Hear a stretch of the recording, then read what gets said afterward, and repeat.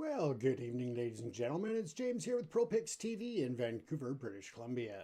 Tonight we're bringing you a special report on a story that has actually reached across oceans and continents. This is of a local British Columbia farm, an ostrich farm to be precise, by the name of Universal Ostrich Farm. Now, essentially, what the overview is here, or the quick version, is that there was a bird flu outbreak at the farm. It in fact impacted a part of the flock of ostriches. Now, unfortunately, the farm has spent decades not only developing and breeding these unique ostriches that have a very specific genetic makeup that the family and the farm owners have been developing over those decades. They've transitioned the ostrich farm into a not only viable farming project, but also one that has R&D and health research implications around the globe.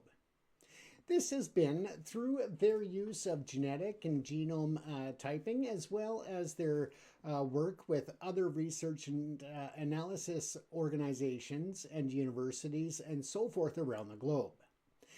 This has tried to be a leading edge opportunity to understand more about avian bird flu, but also about the ostrich population and other areas of development and awareness for health of not only the ostriches, but other fowl and other poultry. Now, for the purpose of the Canadian Food Inspection Agency, this has come as a very large concern.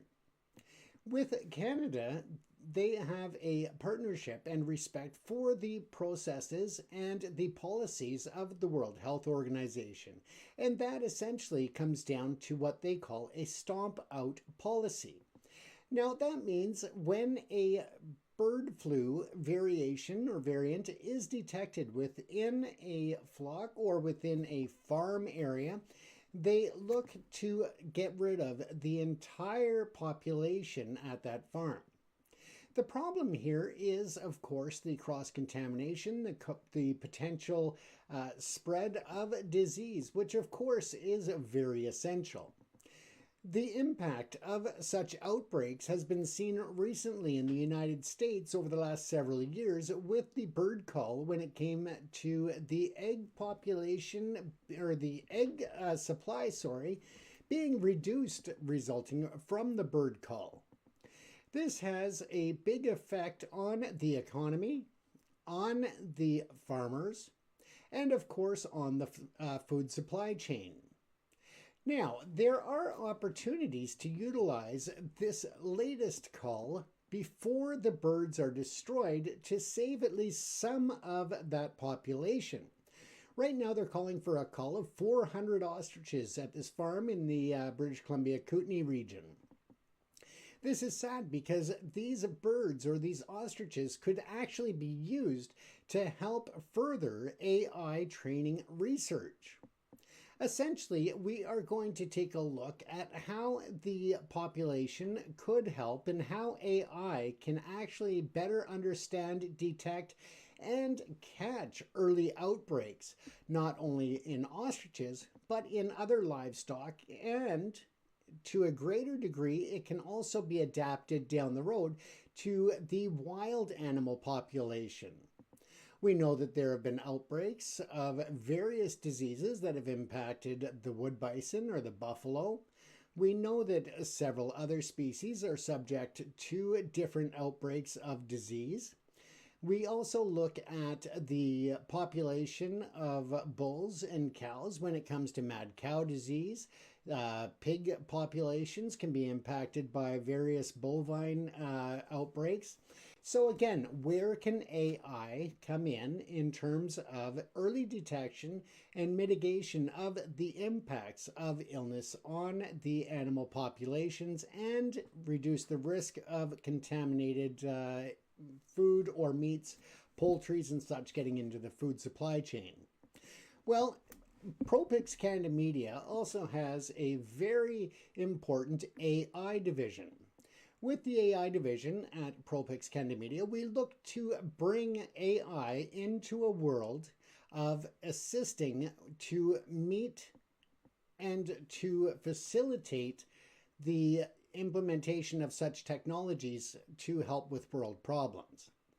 Whether that is man-made issues such as detection and intervention, as well as early warning strategies in the transportation industry for example, trucks in British Columbia that keep hitting overpasses, there is the AIMS system. It's not in use in British Columbia, but it was presented to the government of British Columbia, whereas representatives from the government failed to attend scheduled meetings, and therefore they were removed from the program's option for rollout, early day rollout of that technology.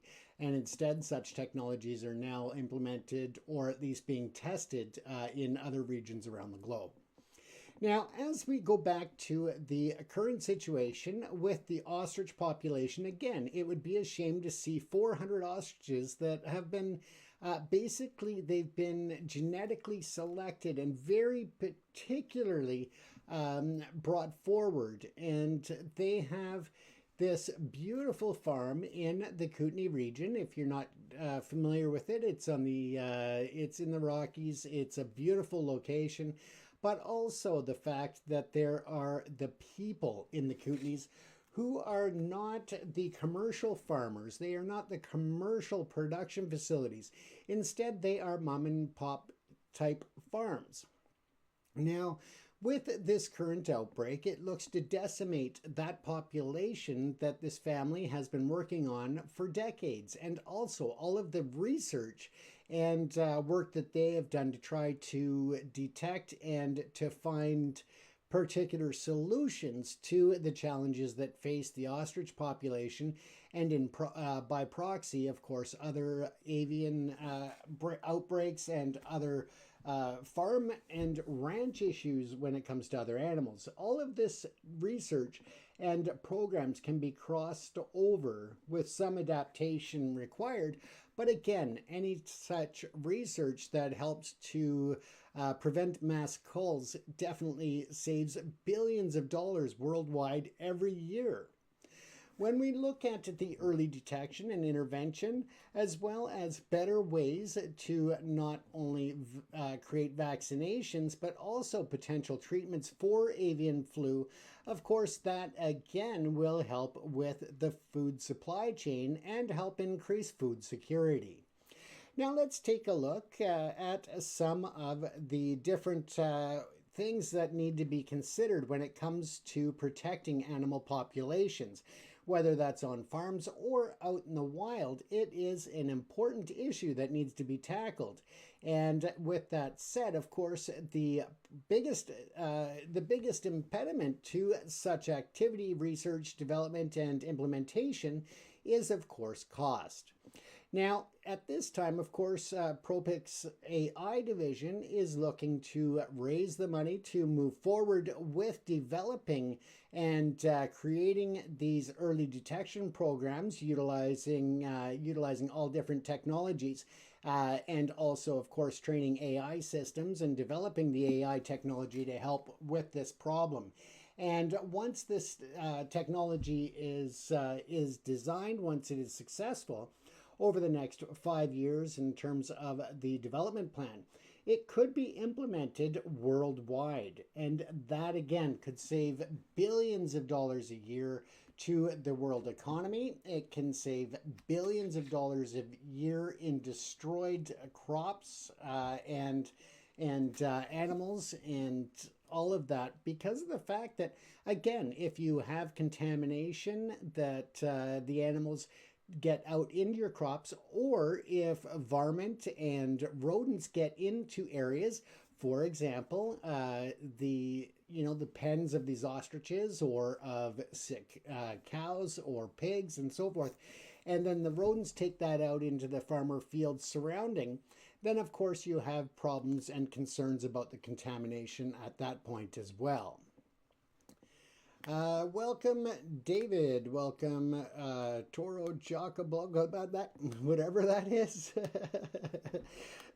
Too funny. Shiak, welcome. Benny5148, welcome. And now now that I've welcomed a few people to the chat, again, don't be shy. Put up your thoughts and your opinions in the comment section, and we'll definitely swing around to discuss them. Now let's take a look at some of the opportunities, and I can't go through all of it because this is, of course, our R&D development, and I will be talking about some of the proprietary and confidential overviews here, but I won't be giving you much of the technical end or what we're doing in the programming and learning end, just for the fact that, you know, it is proprietary and we are a private corporation. But we are definitely looking to bring on a lot more funding in order to advance now that we have a strategy in place to do the R&D to move this project to the next stage. So again, if you're interested in investment opportunities in the agri-tech industry, by all means reach out. But integration of cameras, movement sensors, heat detection, and other technology that can be used to significantly enhance early detection of avian influenza and other animal-related illnesses. Now, how these can be combined effectively, of course, is through the various technologies to have real-time, simultaneous behavior analysis, and that can analyze video feeds and sensors, scanners, and so forth to detect abnormal behaviors indicative of illness, such as reduced activity, lethargy, or changes in feeding and drinking patterns. Machine learning models can be trained on healthy and sick poultry behaviors and can identify subtle deviations that may not be picked up by the human eye or by the human farmers. Now, this again is bringing in other technologies such as cameras equipped with AI that can also look at physical symptoms. For example, with the ostriches, you can find ruffled feathers, respiratory distress through open mouth breathing, nasal discharge. High resolution imaging can definitely help with that and bring that vision in to the AI system in order to really flag these in real time. In terms of the flock level monitoring, AI can process image footage to detect flock-wide patterns such as clustering and or reduced movements, which may indicate disease spread. So again, there's a lot more to it than that, but I'm just giving you an overview without giving away any of our proprietary actual technology here. Now, other sensors in terms of movement, of course, wearable or environmental motion sensors can track individual bird or flock movements. AI algorithms then can analyze this data to detect reduced mobility or abnormal patterns, which are early indicators of illnesses such as avian flu. Now, the data integration, combining movement data with the AI models, allows for continuous monitoring and correlation of other symptoms, improving detection accuracy. As the program would be developed, of course, you need to have both healthy and exposed populations. So therefore, the environmental factors of such a facility would be imperative.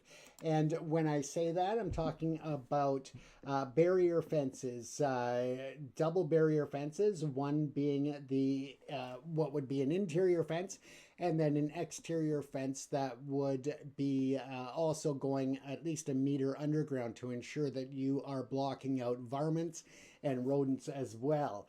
The exterior fence being electric to help dissuade or to create an unwelcoming opportunity for everything from wild bears and deer, all of that, or squirrels and so forth. So again, you want to be able to isolate the internal area from the external population. You also want to have it enclosed so that you have the opportunity to prevent other birds from coming in, flying in, and whether it is feeding or nesting or getting water from the same sources as potential of the potential animals that are in quarantine or in the research facility, even from the healthy part of the area, because you want to make sure that you keep the focus clean and clear from outside influence.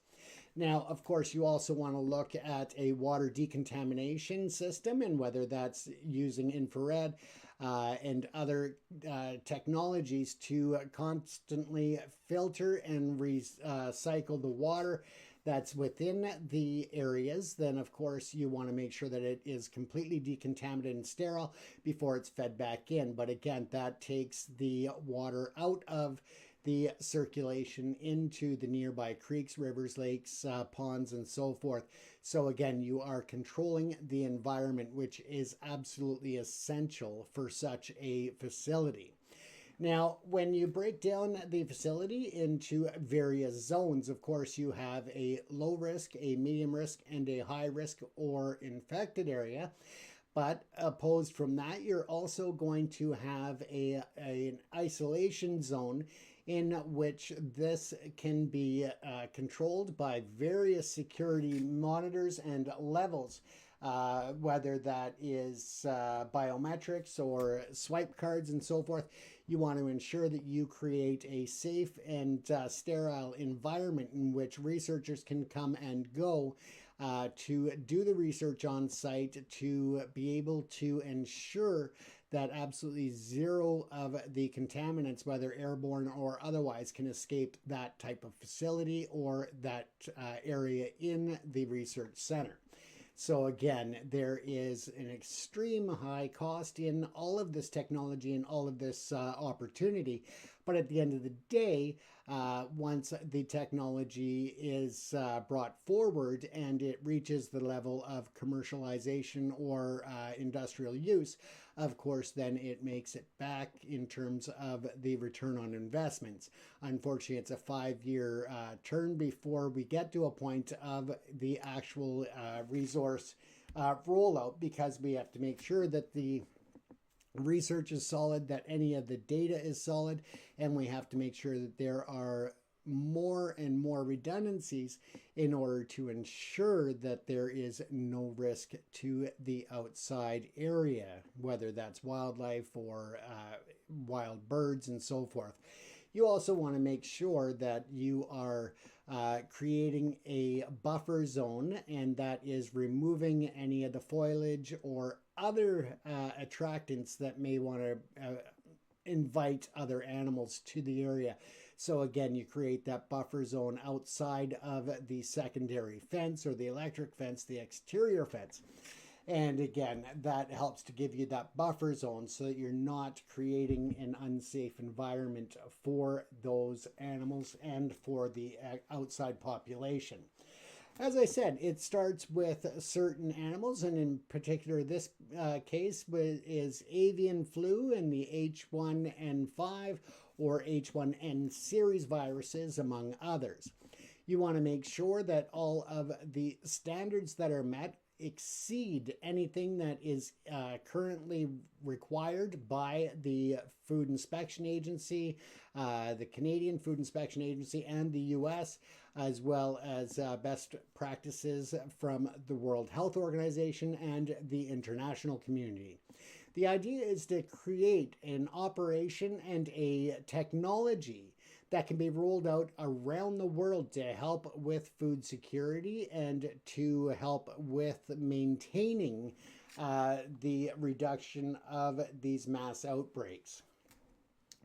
In Canada, of course, there is a difference between here and the United States. In the United States, and this is not a negative in any way, it's just a reality factor, is that in the US there are a lot more commercial, heavily commercialized properties when it comes to poultry.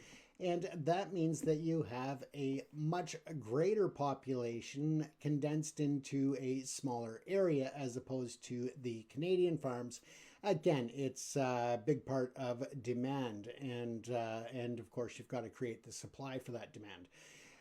When we look at the current situation here at the Universal Ostrich Farm in British Columbia, they have reached out, they've appealed to the courts, they have taken on all kinds of cost, expense, and of course time to battle back to try and prevent the mass cull of the 400 ostriches that are left there. I believe the count of lost ostriches due to the avian influenza and such was about 69. However, it does appear that there may be some type of um, herd, what do they call that there? The herd, sorry, my tongue slipped there, or it's totally slipped away. But anyway, the herd immunity that can be created is what they are considering at this point in terms of the farm owners and researchers as well. Now, this particular case has also gotten the attention of Mr. Kennedy down in the United States, RFK, as well as Dr. Oz, and in addition, other very high-powered business individuals who have tried to reach out to the Canadian government on behalf of the farm owners and, of course, the ostrich population that is at threat of being culled. And they want to try to save these birds from the cull. And the reason for that is because of the research opportunities that exist, not only in terms of the AI opportunities for learning and research, but in terms of vaccination development and potential treatments for the avian flu. For these different research and development projects that are at various stages around the world, of course, that is, again, looking to secure the food supply and, of course, the bird populations. But as I stated earlier, that these technologies can also be overlapped and adjusted or modified to ranchers to help early detection of cattle illnesses, of pork illnesses, of so much more. And this could save billions upon billions of dollars for farmers around the globe. This also creates a new technology that is going to work not only in the farming and the ranching community, but as I said, over time it can also be adapted into the wild, where you may have concerns of various outbreaks of disease or illness within the wild animal world.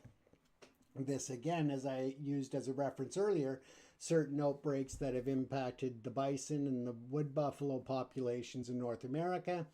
And again, the opportunities are endless when it comes to this technology when it is developed and available to a mass market and a mass population, that it is definitely something that can help with the future of animal conservation, in addition to securing the food supply and the supply chain. Let's talk about conservation for a moment. Of course, we know that there are certain illnesses and disease that break out within the wild populations of animals, and that can lead to endangered levels or even extinction levels of animals. This could potentially help to reduce that risk and to reduce that as well. So again, the opportunities of this AI research are endless. And in order to, of course, achieve success in developing the technology, it's essential that you have all different levels of exposure or non-exposure in order to study and train the AI systems and the AI machines. So this is where ProPix Media and AI is very interested in creating an AI system coupled with the use of other technology and media in order to encompass a goal that helps humanity moving forward. And so as much as this is a noble goal, it's also an extremely expensive one. And now that we are at the phase of needing to start securing real estate locations, property, the technology, getting all of the facilities constructed and designed and constructed. There's just so much to do. But again, we're looking at very high cost to get that going. Down the road, of course, there is the opportunity for a very high level of return on that investment. But again, it is a tough one to get people on board at this point. So again, if you're interested, by all means, reach out. You can donate to it, to the cause, or you can look at actually coming on board as an investor and a shareholder as we move forward. And so once again, this is James Cousineau coming to you from ProPix Canada in Vancouver, British Columbia. Thank you all for tuning in. Leave your comments in the comment section.